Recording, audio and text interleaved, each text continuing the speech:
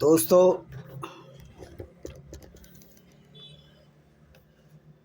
नमस्कार। आशा है कि आप अच्छे होंगे। देखिए, मैंने एक किताब लिखी है जिसमें पूरा इस्लामिक गुंडागर्दी का खुलासा किया है गैर मुस्लिमों के खिलाफ। लेमेंट of Sinjar by Vijay Kumar Pal, और बहुत सारी किताबें हैं मेरी, उसको भी आप देख सकते हो। ये है डेमोक्रेसी इन इंडियन कॉन्टेक्स्ट, कि किस तरह इस्लाम की वजह से पूरी दुनिया के गैर मुस्लिमों को तबाह होना पड़ रहा है।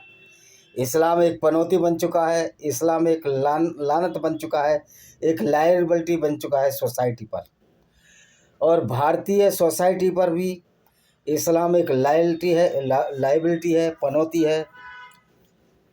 और जो भारतीय सिनेमा है, ख़ास तौर पर जो मुस्लिम कलाकार थे, फिरोज खान, संजय खान, फलाने खान, ढिकमाने खान, और सलीम और जावेद अख्तर तो अब एथिस्ट हो गए हैं। वो इस्लाम को नहीं मानते। जब उन्होंने इस्लाम की सच्चाई को देखा, गो कि उन्होंने बहुत कोशिश की इस्लाम को बचाने की। इसी तरह सलीम साहब हैं जो, और कादर खान जो कि स्क्रीन प्ले राइटर थे। बॉलीवुड दुनिया का एक ऐसा स्थान है जिसको भारतीय सिनेमा एक ऐसा स्थान है जहां इस्लामिक गुंडागर्दी को छिपाकर, इस्लामिक आतंकवाद को छिपाकर उसको अच्छा दिखाने की कोशिश की फिल्मों में। आप पोंगा पंडित पिक्चर बना सकते हैं, ठीक है। पोंगा पंडित वो है जो ज्ञानी नहीं है और अपने को पंडित कहता है, बात सर्टिफाइड है। आप सती प्रथा पर पिक्चर बना सकते हैं, तो सती प्रथा तो ख़त्म हो गई, बाल विवाह भी ख़त्म हो गया। तो सारी जो गंदगियाँ थीं, जो भारत के सो कॉल्ड प्रिस्टली क्लास के कुछ गंदे नीच प्रवृत्ति के लोगों ने, जो अपने आप को सर्वश्रेष्ठ बोलते हैं, उन्होंने ये गंदगी को फैलाया।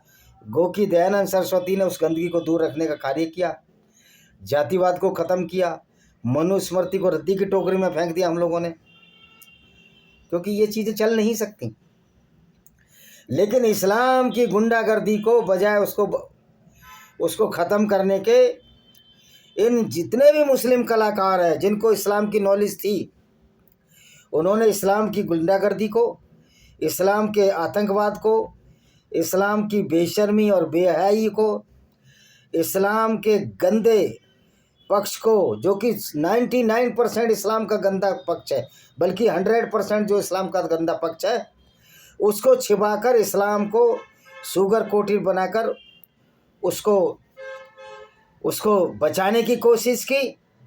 और इंडिया एक ऐसा वाहिद कंट्री है जहां हिंदू मेजोरिटी होने के बावजूद, या गैर मुस्लिम मेजोरिटी होने के बावजूद, गैर मुस्लिम हिंदू कलाकारों ने भी इस्लाम की गुंडागर्दी को अंदर से न समझा न पढ़ा, और ऐसे ऐसे डायलॉग बुलवा दिए गए उनसे जो कि इस्लाम की सच्चाई को छिपाने की कोशिश करते हैं।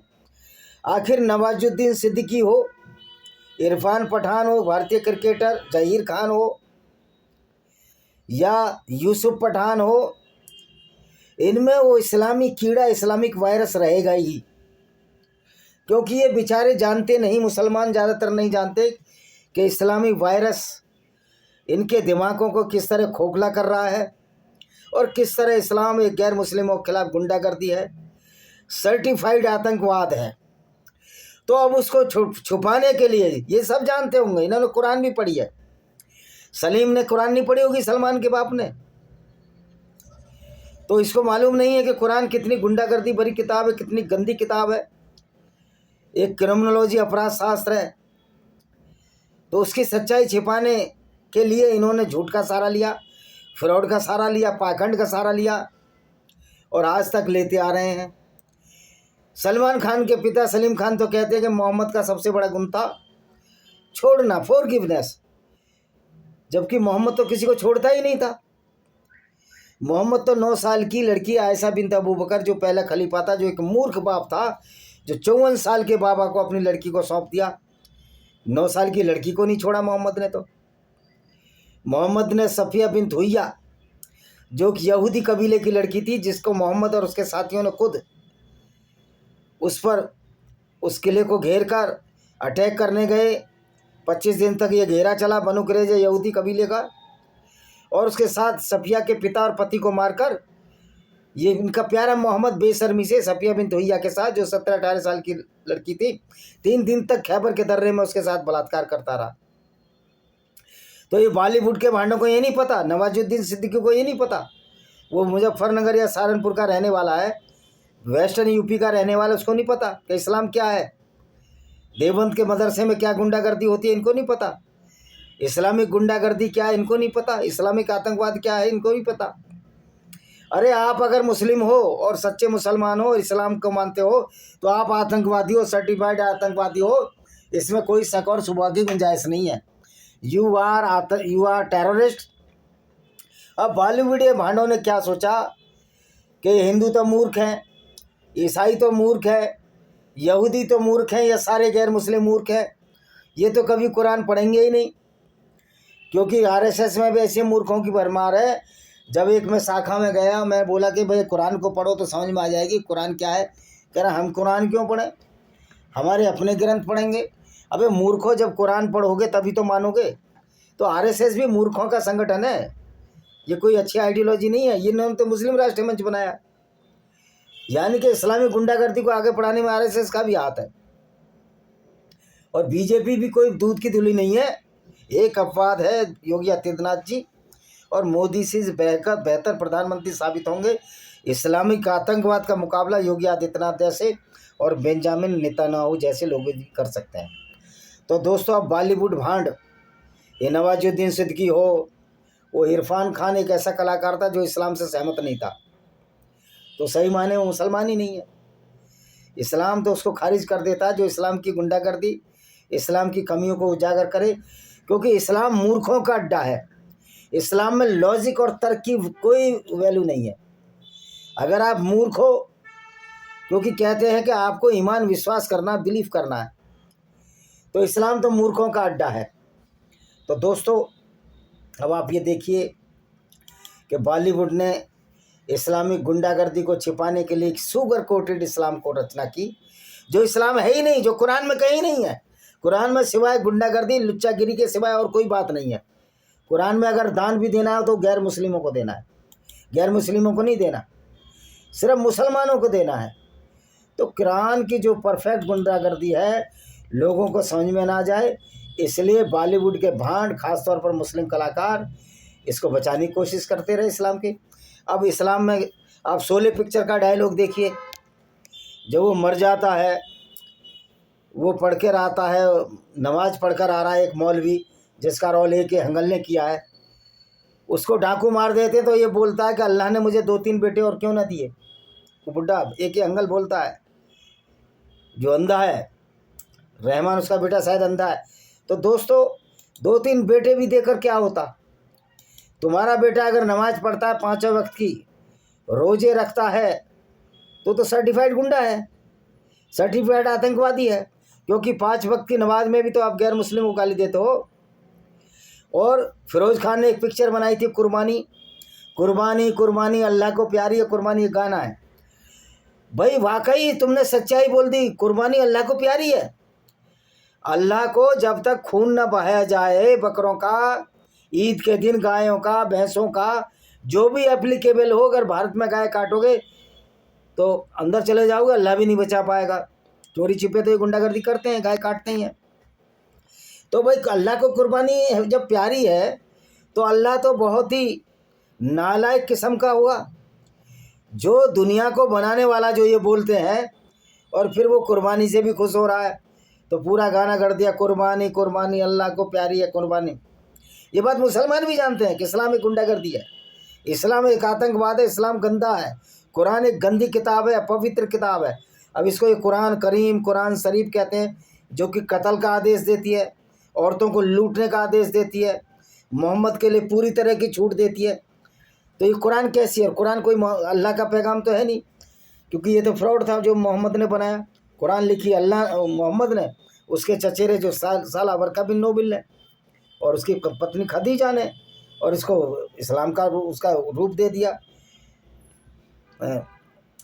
इसमें उसको रूप दे दिया, काय का रूप दे दिया कि ये तो बड़ा अच्छा दीन है, अल्लाह का नाम है, तो भाई कुर्बानी और बहुत सारी पिक्चरें हैं जिसमें अल्लाह के जो नकली अल्लाह है उसके कैरेक्टर को बचाने की कोशिश की गई, उसको छिपाने की कोशिश की गई। आज नवाजुद्दीन सिद्दीकी जब धुरंधर 2 बन रही है तो कह रहा है कि बॉलीवुड जो है नकली उत्पादन कर रहा है। अरे नकली उत्पादन नहीं कर रहा। नवाजुद्दीन सिद्दीकी तेरा इस्लाम झूठा है, तेरा मोहम्मद भी झूठा है। और मोहम्मद तो एक अपराधी है, ऐसा अपराधी है जो गैर मुस्लिमों के जिसके हाथ खून से रंगे हैं। तुम सरतन से क्यों नारे लगाते हो? गुस्ताखे रसूल की यही सज़ा, सरतन से जुदा, क्योंकि तुम्हारी औकात नहीं है अल्लाह को बचाने की, मोहम्मद को बचाने की। मोहम्मद की फितरत एक ऐसी फितरत है जो कि रोग और दुष्ट व्यक्ति की हो सकती है, अच्छा व्यक्ति ऐसा काम कर ही नहीं सकता। तो दोस्तों, ये बॉलीवुड के मुस्लिम कलाकारों को मेरा चैलेंज है कि मोहम्मद पर आप पिक्चरें नहीं बना सकते, क्योंकि इस्लाम पहले ही मना कर गया मोहम्मद का चित्र नहीं बनाना। क्योंकि अगर मोहम्मद पर पिक्चरें बनेंगी, मोहम्मद की सच्चाई सामने आएगी, तो मोहम्मद इतनी नफरत भरा कैरेक्टर होगा कि इसको लोग देखना तक पसंद नहीं करेंगे, इसका नाम तक सुनना पसंद नहीं करेंगे। तो जितने भी बॉलीवुड के मुस्लिम कलाकार हैं, उसमें कुछ हिंदू भी कलाकार हैं जो इस्लाम की तारीफ़ों में लगे रहते हैं। मौला गाने लिख दिए, मेरा मौला मेरा मौला। अरे पहले तुम अपने मौला को, अपने अल्लाह को साबित तो करो। ये जो फ्रॉड स्ट्रक्चर जो अल्लाह का है, ये तो अल्लाह है था ही नहीं। अगर अल्लाह कहीं होता तो उसका कुछ तो होता। इसी तरह ये परिकल्पना है, इमेजिनरी है, काल्पनिक अल्लाह है। लेकिन काल्पनिक अल्लाह भी इतना खतरनाक, पैगंबर इतना खतरनाक जो पैदा हुआ था, जो पूरी ज़िंदगी काफिले लूटता रहा, औरतों से बलात्कार करता रहा, तो वो छोड़ता किसको था? मोहम्मद तो किसी को छोड़ता ही नहीं था। सलीम साहब कह रहे मोहम्मद सबको छोड़ता था। सच्चाई तो ये है कि मोहम्मद छोड़ता ही नहीं था। मोहम्मद को तो जब काम वासना की पूर्ति करनी होती थी, एक बार ही अपनी पुत्रवधू के घर में गया, जो कि इसकी पुत्रवधू थी ज़ैनब, इसका ज़ैद बिन हरीत जो इसका दत्तक पुत्र था, एडॉप्टिव सन था, जो कि इसकी पत्नी खदीजा बिन ख्वालिद ने गोद लिया था जब मोहम्मद की उससे शादी भी नहीं हुई थी, और बाद में उसको अपना बेटा मानने लगे थे। तो उसको जैद बिन हरीत की बजाय जैद बिन मोहम्मद कहने लगे थे, यानी कि मोहम्मद का बेटा जैद। लेकिन जब मोहम्मद ने अपनी चचेरी बहन की शादी उससे करा दी, मोहम्मद से, अपने दत्तक पुत्र से, एक दिन ये मोहम्मद धड़ाधड़ गया, वहाँ घुस गया, वो कपड़े बदल रही थी, अर्धनग्न अवस्था में देखा, इसका मन, इसका कामुक मन मचल गया, उसके साथ इंटरकोर्स की तमन्ना करने लगा। और वहाँ पर इसने एक आयत उतार दी कि मोहम्मद तो किसी का बाप नहीं है जो दत्तक पुत्र है, यानी कि जो दत्तक पुत्र की पत्नी है अब उसकी बहू नहीं है, बेटे की बहू नहीं है। और उसने दत्तक पुत्र से, अपनी दत्तक ज़ैनब से शादी कर ली। तो बॉलीवुड के भांड ये क्यों नहीं दिखाते कि मोहम्मद ने अपनी दत्तक पुत्र मुँह बोली बेटे की पत्नी से शादी की? ये क्यों नहीं दिखाते आयशा बिन्त अबूबकर 9 साल की उम्र में, ये 54 साल का था, उससे इंटरकोर्स किया। तो बॉलीवुड ये भांड कभी भी झूठा दिखाकर, अरे हिंदू धर्म की तुम क्या वो करोगे, उसके लिए तो हम ही बहुत हैं, हम हिंदू ही खुद रिफॉर्म करना चाहते हैं। मनुस्मृति को हमने रद्दी की टोकरी में फेंक रखा है मैंने, और किसी की औकात नहीं आमने सामने कोई ब्राह्मण आके बता दे कि मनुस्मृति ऑथेंटिक है, वैज्ञानिक तथ्य है। मूर्खता के सिवाय मनुस्मृति में कुछ नहीं है। 2-4 पॉइंट अच्छे हैं कि नारी की पूजा करो, तो उससे भी तो मनुस्मृति सही नहीं हो जाएगी ना। जब आपका बेस ही गलत है कि ब्रह्मा के मुख से ब्राह्मण पैदा हो रहा, हमने रद्दी की टोकरी में पहना, हम रामचरितमानस को भी रद्दी की टोकरी में फेंक दिया हमने। जलाने से तो कोई औचित्य नहीं है, तो मूर्खता वाली बात है और पॉल्यूशन फैलता। सच्चाई है, उस किताब को खोज खोज कर उसकी गलतियाँ निकालो, उसकी सच्चाई सामने लाओ, तो कुरान की सच्चाई सामने आ जाएगी। अगर कोई भी व्यक्ति मोहम्मद पर चरित्र चित्रण करे, मोहम्मद पर फिल्म बनाए, तो मोहम्मद का कैरेक्टर कैसा होगा मालूम है आपको? मोहम्मद का कैरेक्टर एक लुटेरे का साबित होगा, मोहम्मद का कैरेक्टर एक बलात्कारी का साबित होगा, मोहम्मद का कैरेक्टर एक ऐसे व्यक्ति का साबित होगा जो सर्टिफाइड अपराधी है। और भारतीय न्याय संहिता हो गई है, पहले तो क्या था इंडियन पेनल कोड, भारतीय न्याय संहिता के हिसाब से तो मोहम्मद को जमानत ही नहीं मिलेगी।